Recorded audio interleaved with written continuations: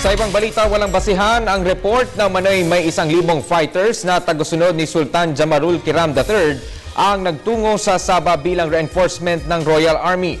Ayon kay Presidential Spokesman Edwin Lasieda, walang ipinalalabas na report ang Department of National Defense ukol dito. Gayunman, patuloy ang paghatid ng tulong na pamahalaan sa mga Pilipinong lumikas mula sa Sabah. Sinabi ni Lasieda na sana'y maunawaan ng pamilya Kiram na walang maidudulot na kabutihan ang ginagawa nila dahil napipilitang lumikas ang maraming Pilipino doon. Hindi naman anya ang pamilya Kiram ang tumutulong sa mga apektadong Pilipino kundi ang gobyerno.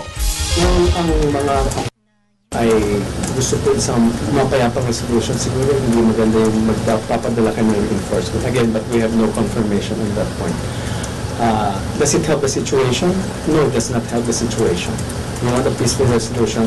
If they claim to want a peaceful resolution, they should be moving towards that direction. We don't see that happening on their side. They've been raising, they've been saying incendiary statements, which is not good for this country, which is not good for the Filipinos in Sabah, because that compels so many Filipinos to come home to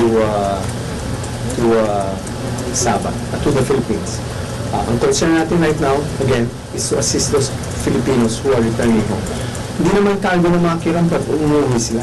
Cargo po ng gobyerno po ng Pilipinas. It is our duty, it is our obligation to provide assistance to the Filipinos returning from Sabah.